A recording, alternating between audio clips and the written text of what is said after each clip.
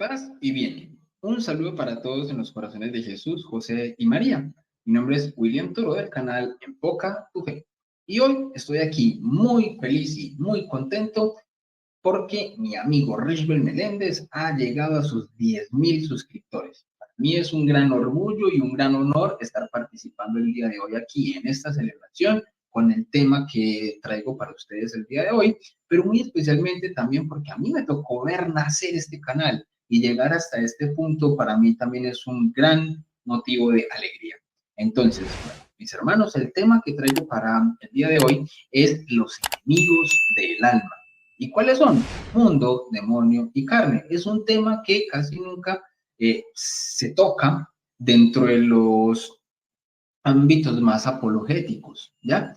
Pero es necesario que también dentro de este tipo de carisma que tenemos dentro de la iglesia de la defensa racional de la fe, también nosotros nos hagamos cargo del combate espiritual que podemos tener en nuestra propia alma, en nuestras propias vidas. Porque si no atendemos también nuestra propia alma, también podemos perdernos. Por más que estemos ayudando a los otros, como dijo el mismo San Pablo, ¿de qué me vale entonces a mí ayudar a los demás si puedo yo también perder mi alma? Entonces, también debemos prestarle gran importancia a nuestra propia santificación.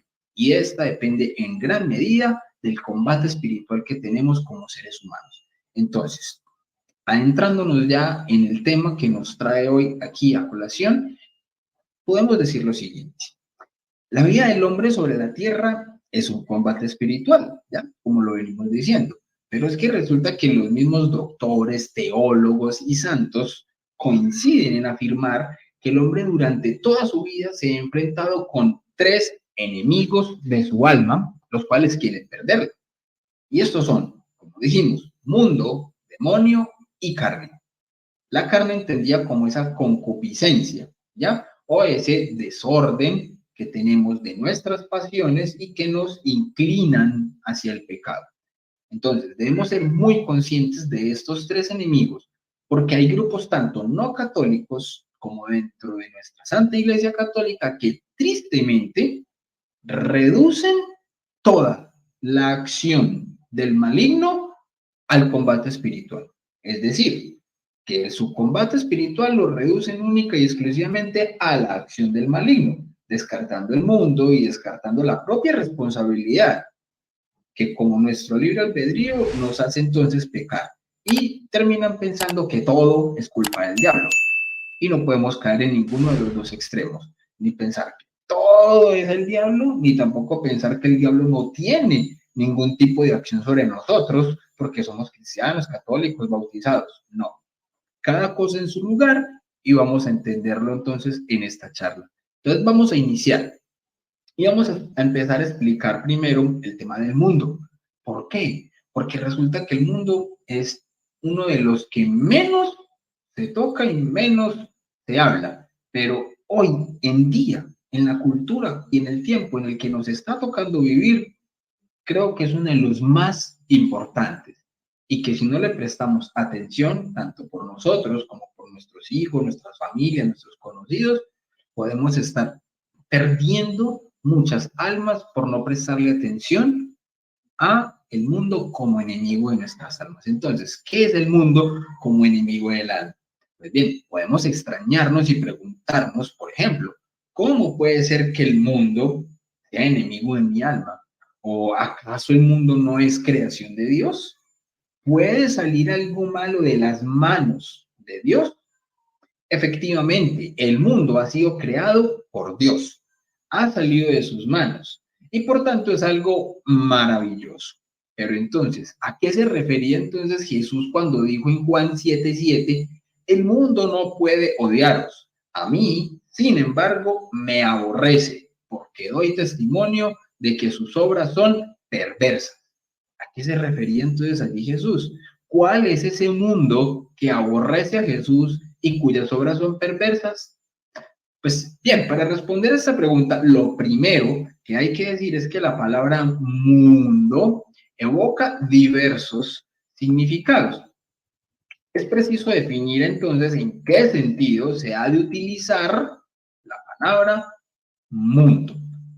Dice el padre Antonio Rollo Marín que la palabra mundo puede emplearse en muy diversos sentidos y los principales son 4.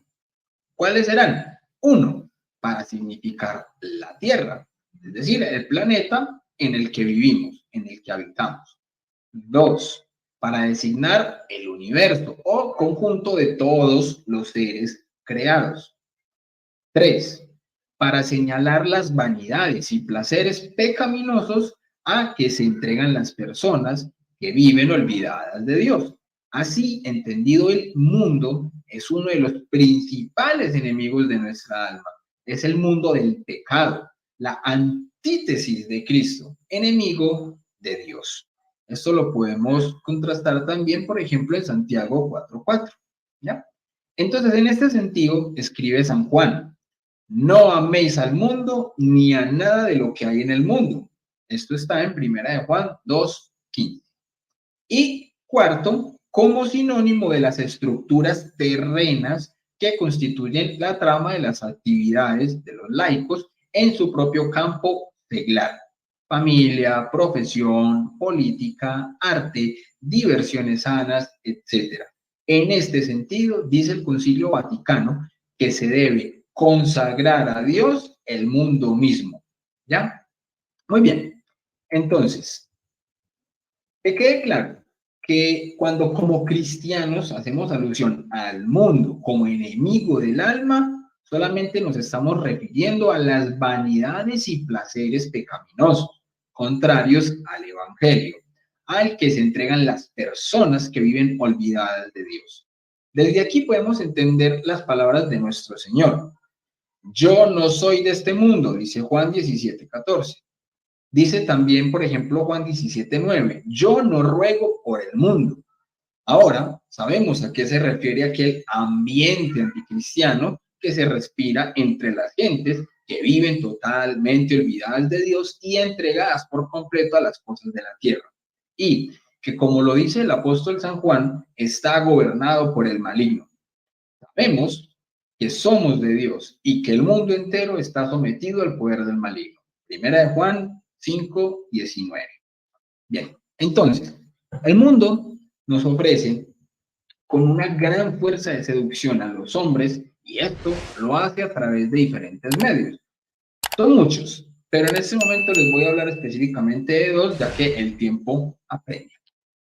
Primer medio por el cual el mundo nos adentra o nos deja inmersos como dentro de lo que él quiere abarcar, dentro de lo que podemos llamar como enemigo del alma, dentro de lo que es el pecado. Entonces, la primera es las frases engañosas. ¿Qué son? Pues hombre, son mentiras disfrazadas de verdad que pretenden cambiar la manera de pensar bajo la premisa, ojo a la frase, cambia tu manera de pensar y cambiará tu manera de vivir. El mundo utiliza un lenguaje relativista que invierte los valores y que termina por convertirse en la norma de vida de quien lo escucha y adopta. Y así es, como hoy llamamos habilidad al que engaña, arte a la pornografía, anticuada a la mujer decente, rehacer su vida al adulterio, para adultos a espectáculos inmorales, sexualidad responsable a la anticoncepción, hacer el amor a la fornicación, libre desarrollo de la personalidad a la homosexualidad y etcétera, etcétera, etcétera. Este ambiente anticristiano que es el mundo se guía por máximas como: somos jóvenes, hay que disfrutar la vida. Dios es muy bueno y comprensivo, no por gozar y divertirnos nos va a condenar. Comamos y bebamos que mañana moriremos. Si nos amamos, ¿por qué va a estar mal hacerlo? Como dicen por ahí, repite una mentira 100 veces y terminarás creyéndola. Y esta es precisamente la estrategia del mundo. Nos repite sus mentiras y engaños por todas partes, por letreros, por anuncios, en las redes sociales, en la televisión, en el cine, por todos lados nos están bombardeando de todo este tipo de ideologías, de frases engañosas. Entonces, proclama sus máximas que exaltan las riquezas, los placeres, el orgullo y el pecado, y lo proclama por doquier, hasta lograr que las personas las acepten como verdaderas y terminen viviendo según esos criterios y no según los criterios del Evangelio.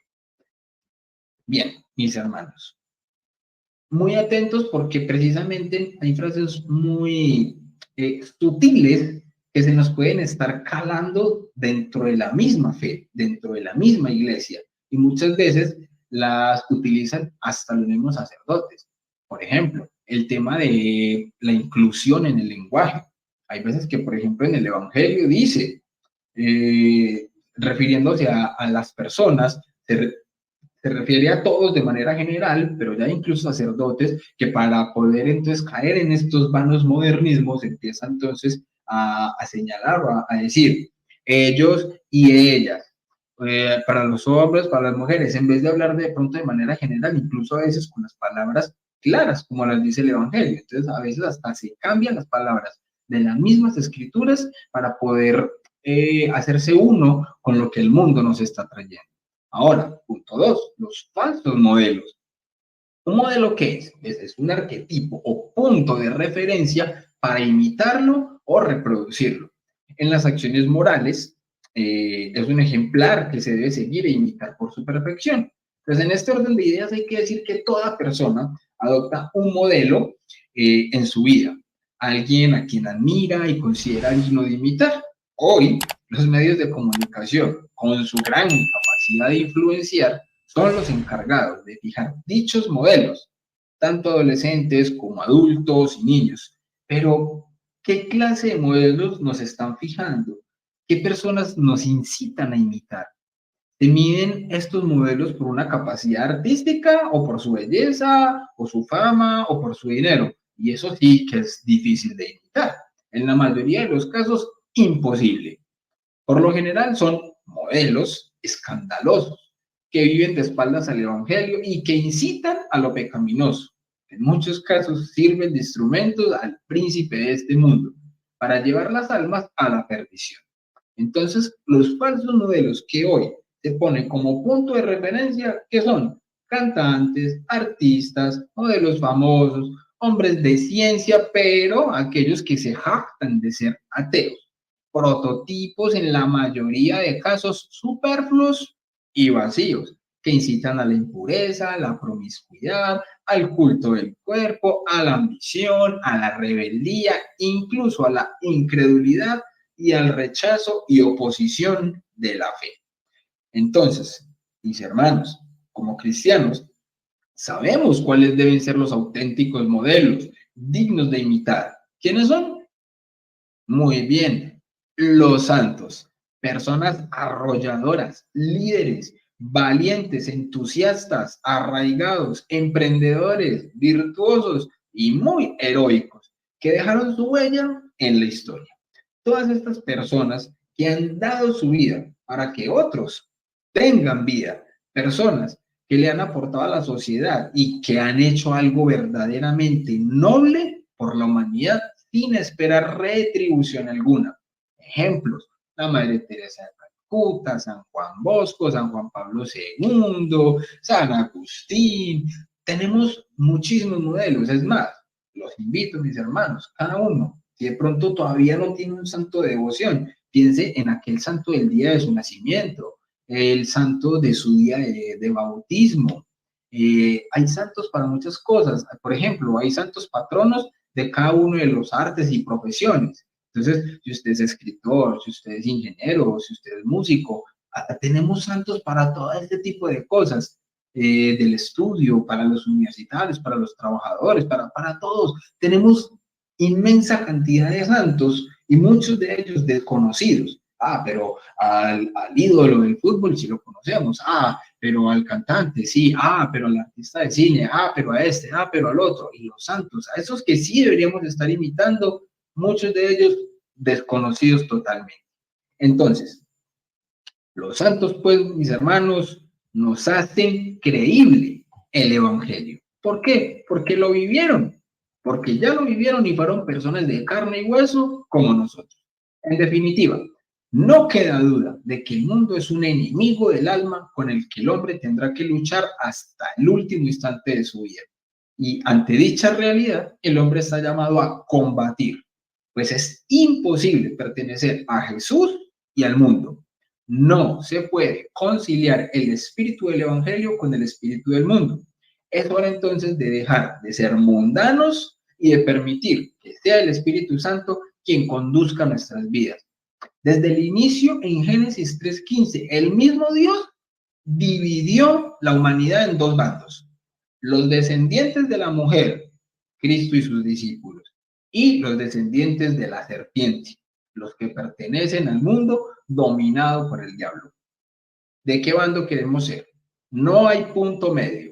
O se está de un lado, o del Evangelio de Cristo, o se pertenece al mundo dominado por el diablo. Y muy importante, para poder entrar en un combate real contra lo que es el mundo, la mortificación. Una palabra que muchos de nuestros hermanos separados no les gusta o no la entienden y que tristemente muchos católicos están cayendo en ello, de despreciar, por ejemplo, el tema de la mortificación, porque no combaten, porque no les gusta. ¿Qué es la mortificación? Significa dar muerte a los sentidos, a nuestros sentidos. ¿Por qué? No ver lo que no debemos ver, no escuchar lo que no debemos escuchar, no hablar de lo que no debemos hablar, no consumir lo que no debemos consumir. Es decir, cerrar la puerta de nuestros sentidos a los elementos de mal que están presentes en la cultura que nos rodea. Esto, mis hermanos, como les vengo diciendo desde el principio, es el primer enemigo de nuestra alma, el mundo, y lo tenemos todos los días a nuestro alrededor. Pero como bien decía también San Agustín, estamos en el mundo, pero no podemos ser del mundo. Entonces, aunque estemos aquí, en este plano terrenal, viviendo y caminando de la mano de nuestro Señor Jesucristo, pues bien, que se nos note en el combate espiritual. Segundo enemigo del alma, el demonio. Y ojo, que no, cuando yo hablo del demonio no estoy hablando de un solo enemigo, no, no es un solo demonio, son muchos los ángeles caídos que dijeron con su inteligencia y su libertad, non serviam, no serviremos. ¿Y qué fue esto? Pues negarse contra Dios y su plan salvífico. Y en ese orden de ideas, no solamente contra Dios, sino contra los que somos imagen de Dios. Este enemigo, el demonio, tienta de dos formas: de forma ordinaria y de forma extraordinaria. En esta charla nos vamos a centrar en la acción ordinaria del demonio, porque es la que más nos compete y es de la que más podemos estar sufriendo cada uno de nosotros y muchas veces sin darnos cuenta. Entonces, en la acción ordinaria del demonio, el espíritu del mal estudia nuestra carne, nuestro temperamento, nuestras pasiones y se aprovecha también del mundo, como decíamos hace un rato, del mundo como enemigo de nuestra alma.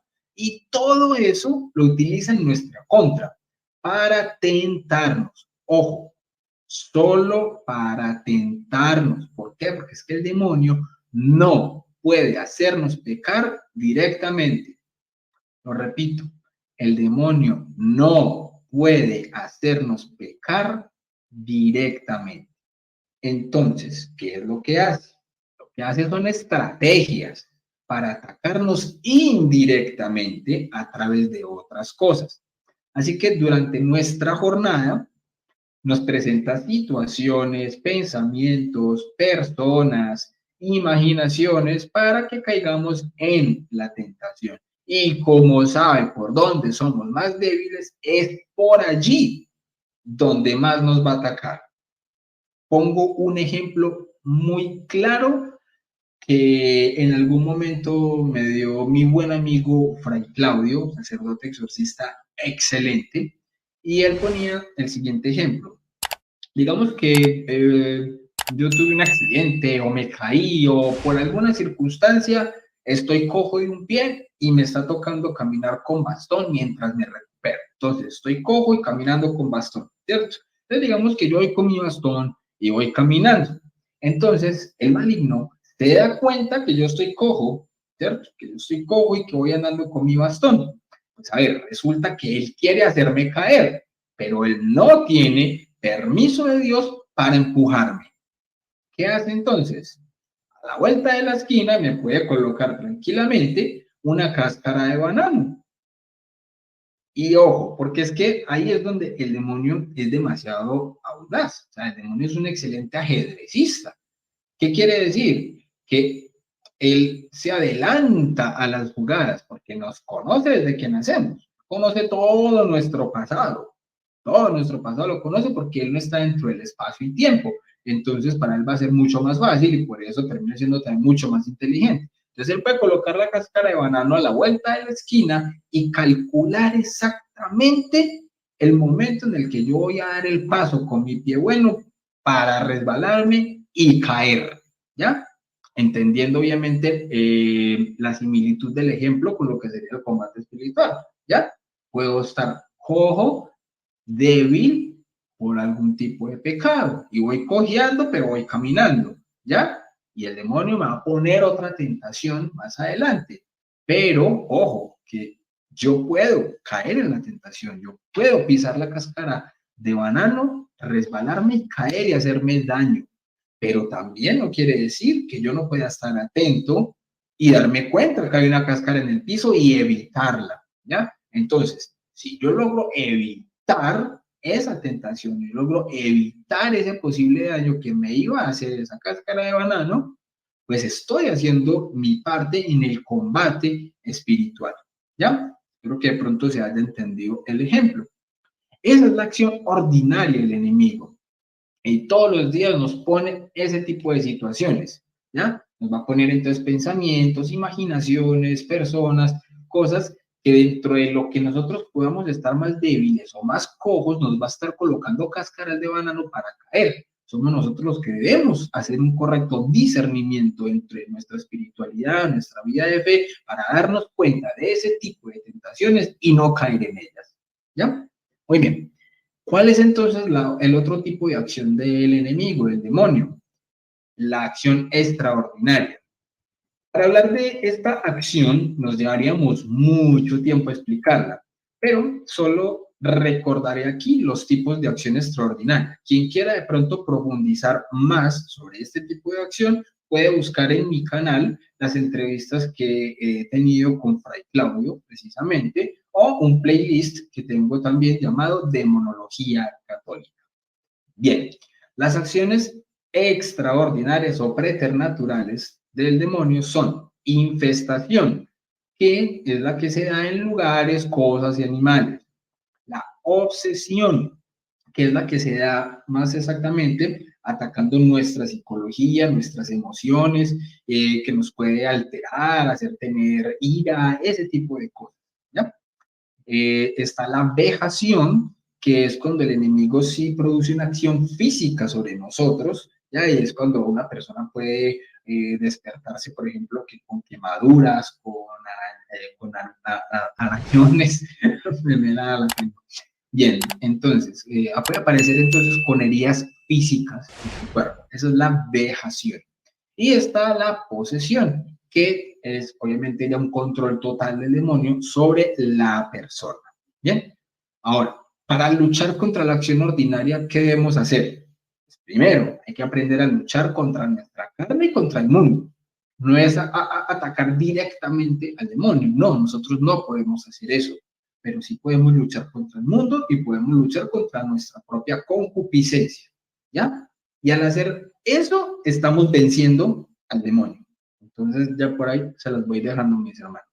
Ahora, para combatir la acción extraordinaria, tenemos la bendición de tener sacerdotes exorcistas, sí, pero se necesita también que nosotros como laicos vamos en una formación correcta en demonología católica, para incluso como laicos saber y aprender a discernir los tipos de acción del maligno y poder saber, bueno, esto sí puede ser una acción del maligno, esto no, esto es el mundo, esto es carne, esto es psicológico, hay muchas cosas, pero eso no lo vamos a poder nosotros discernir solamente por acción divina, por el azar, no. O sea, el Señor nos puede dar la gracia de mostrarnos eso, pero como dice el mismo San Agustín, reza como si todo dependiera de Dios, pero trabaja como si todo dependiera de ti. Entonces es también responsabilidad nuestra como laicos católicos que queremos vivir nuestra fe, el formarnos también en estos temas para aprender a discernir en nuestro propio combate espiritual.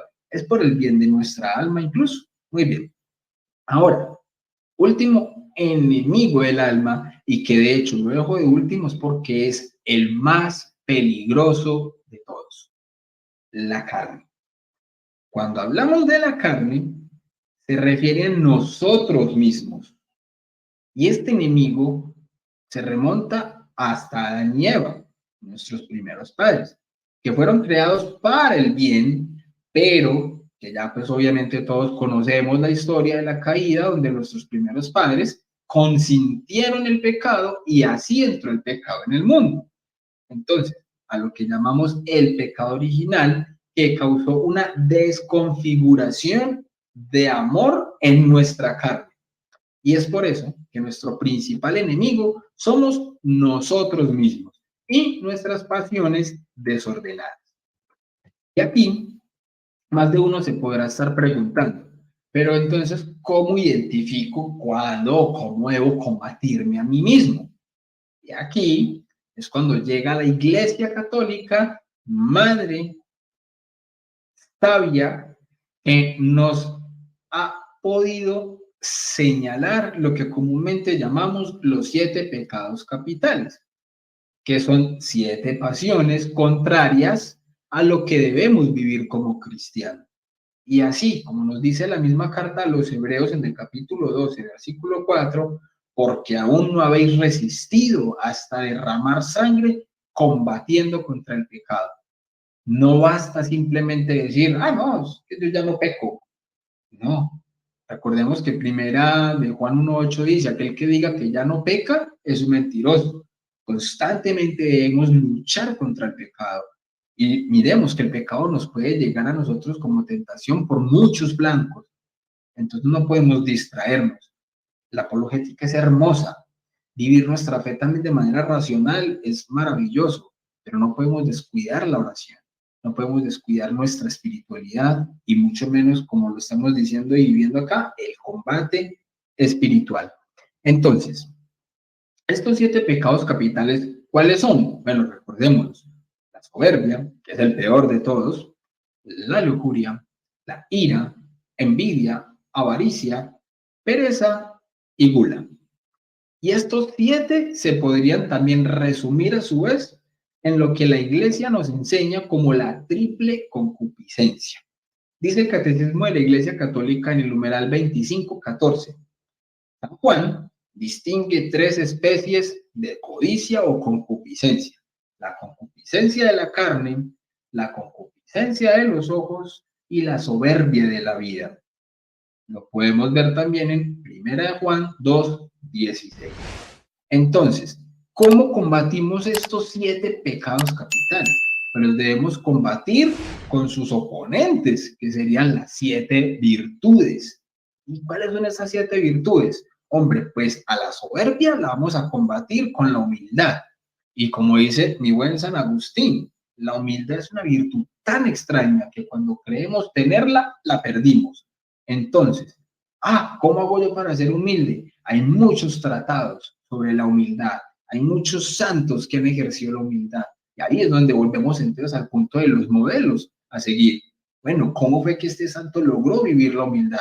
Entonces yo puedo ver a este santo como ejemplo y no simplemente porque lo veo como ejemplo, entonces, ya, con un chasquear de dedos puedo imitarlo. No, pero ahí es donde yo debo entonces empezar a asistir constantemente a la Eucaristía, ofrecer la Eucaristía pidiéndole al Señor, Señor, ayúdame a dejar esta soberbia, ayúdame a adquirir la humildad. Las virtudes hay que pedirlas también. Hay que, vuelvo y repito la frase, rezar como si todo dependiera de Dios, pero trabajar como si todo dependiera de nosotros mismos. Entonces, nosotros pidiéndole a Dios, pero trabajando nosotros mismos para fortalecer estas virtudes. Entonces, la avaricia la atacamos con la generosidad, pero no puede ser una generosidad en la que empecemos entonces, ay, miren qué tan generoso soy yo, mírenme todos, porque entonces ahí, tratando de ser generoso, me vuelvo un soberbio, ¿ya? Entonces, hay que aprender a hacer este tipo de cosas también con humildad, ¿ya? La lujuria la atacamos con la castidad. Ah, pero es que yo estoy casado, en el matrimonio también existe la castidad. Bueno, de hecho, en el noviazgo es donde debemos aprender con mayor ahínco a vivir la castidad. Un noviazgo en castidad es para producir matrimonios santos. Pero en el matrimonio también se vive la castidad. Hay momentos en los que en el matrimonio no vamos a tener, por ejemplo, relaciones sexuales con nuestra esposa o las esposas con sus esposos. Entonces, cuando nosotros aprendemos desde el noviazgo o desde ser solteros a vivir una excelente castidad, resulta que en el matrimonio, cuando hay momentos en los que se debe vivir la castidad, porque mi esposa puede estar enferma, entonces no es posible, porque se pueden presentar muchas circunstancias en las que obviamente no se dé como este tipo de intimidad.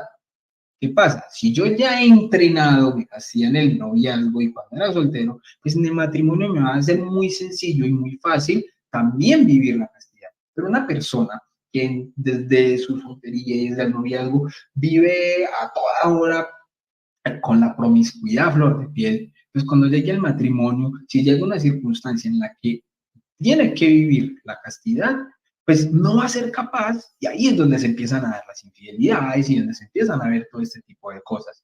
Entonces, la castidad incluso tiene una razón lógica y muy bonita de ser. Entonces, hay que combatirla. Entonces, a la lujuria la combatimos con la castidad. La ira la combatimos con la paciencia. Y oh, por algo se dice que virtud de santos es la paciencia que hace verdaderos santos, ¿ya? Difícil. Y esta es una de las que ejercemos viviéndola, ¿ya? Señor, dame paciencia. Pues sí, pero también, otra frase de San Agustín, Señor, dame lo que me pides y pídeme lo que quieras. Entonces, cuando nosotros le pedimos al Señor paciencia, pues nos va a poner también a veces situaciones en las que nosotros debemos ejercer la paciencia. Entonces, cuando le pedimos una virtud del Señor, prepárate para la situación donde vas a tener que entrenar esa virtud. Entonces no es como que el Señor simplemente, como una varita mágica, ya nos puso la virtud y listo, somos súper pacientes. No, hay que ejercerla y entrenarla en la misma situación. Hay algunas virtudes que hay que huir de ellas para el pecado. Es decir, por ejemplo, la lujuria. Una situación de lujuria, pues de esa hay que huir. Pero entonces nosotros somos muchas veces muy amañados. Porque entonces en una situación de lujuria, ay no, yo me voy a quedar aquí porque soy muy berraco y entonces voy a lograr entonces combatir la lujuria quedándome aquí donde tengo todo este montón de pecado alrededor. No. Hay pecados de los que hay que huir.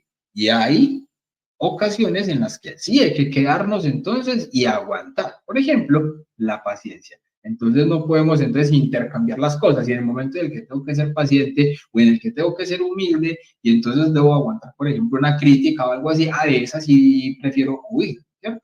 Entonces, en ese sentido es donde también tenemos que aprender a dar una buena batalla espiritual. Ahora, la gula la combatimos con la templanza. Y qué bonita oportunidad en esta cuaresma de poder ejercer bien hecho el tema del ayuno. Los viernes de cuaresma, un bonito ayuno. Y uno dice, pero entonces, ¿cómo es el ayuno? Que el Papa dijo esto, que la iglesia dice lo otro. Cada persona siempre va a tratar de buscar excusas para no mortificarse. Cada quien va a tratar de buscar justificaciones. Como allí le dijeron entonces que tal cosa o tal padre dice que yo puedo ayunar es de esto o de lo otro, entonces no lo voy a hacer de la manera que la iglesia por milenios lo ha enseñado, lo ha dicho, ¿ya? Entonces hay que también aprender a identificar qué es eso que me está costando dentro del ayuno para ayunar de esa manera y de esa manera ejercitar la virtud de la templanza. ¿Ya? Y hay muchos videos, por ejemplo, recomiendo, el padre Byron hace poco en el canal Un Padrecito subió un video espectacular sobre la importancia de la penitencia y la mortificación. recomendado ver ese video. ¿Bien? Ahora, la envidia la combatimos con la caridad. ¡Ah, qué difícil! ¡Qué difícil! ¿Y cómo vamos a obtener caridad? Pues el Señor Jesucristo nos ha dicho cómo ejercer la caridad. Y está en todo el capítulo 25 de San Mateo. Los invito a que lo leamos también, mis hermanos. Ahora, la pereza se combate con diligencia. Reto para esta cuaresma. Reto para esta cuaresma. Hay un montón de retos, pero este es un reto espectacular que nos ayuda a combatir la pereza de una manera muy bonita. Y es el segundo heroico. ¿Cómo así que el segundo heroico? Hombre, si usted todos los días tiene una alarma, normalmente, yo soy uno que muchas veces pongo la alarma y pongo como 2, 3 y hasta 4 alarmas porque a la primera le doy posponer. El segundo heroico es que al primer pitico de la alarma me levanté, adiós cobija, me levanté y de una a la ducha. Reto para cuaresma, pues, empezar a ejercitar nuestra diligencia atacando a la pereza con el segundo heroico, ¿ya? Un reto para esta cuaresma. Pero ¿qué? Mañana o solamente los viernes y ahí es donde empezamos a poner excusas. ¿Ven? No, el segundo heroico sea durante toda esta cuaresma. Ahí está el reto. Muy bien, mis hermanos. Entonces, para finalizar, tenemos que conocernos, ¿ya?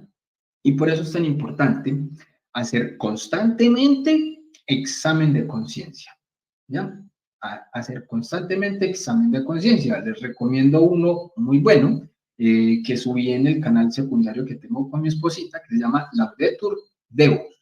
Pueden buscar en YouTube, Laudetur Deus, examen de conciencia. Y allí es un video cortico que es para que cada quien pueda ir simplemente pausando y tomando nota, pausando y tomando nota, un examen de conciencia para una excelente confesión. Entonces debemos estar constantemente haciendo examen de conciencia, debemos buscar y tener un director espiritual que puede ser nuestro mismo confesor o puede ser distinto, pero que sea una persona de fe, que viva muy bien su espiritualidad, que sea una persona de ciencia, sabio, que conozca muy bien nuestra fe católica, que no sea un modernista que antes lo que esté es justificando nuestros pecados. Necesitamos es alguien que realmente nos esté guiando por el camino correcto. Bien, mis hermanos, hasta aquí llega entonces esta charla, espero les haya gustado. Si tienen preguntas, las pueden, supongo que dejar entonces en los comentarios de este excelente especial de mi amigo y hermano Brisbane Meléndez, a quien le mando en este momento entonces un gran abrazo, un gran salud. Mis hermanos, que Dios los bendiga, que la Virgen los acompañe y, como siempre digo y me despido yo, como dijo mi buen amigo San Agustín, nadie ama lo que no conoce. Dios los bendiga, la Virgen los acompañe, paz y bien.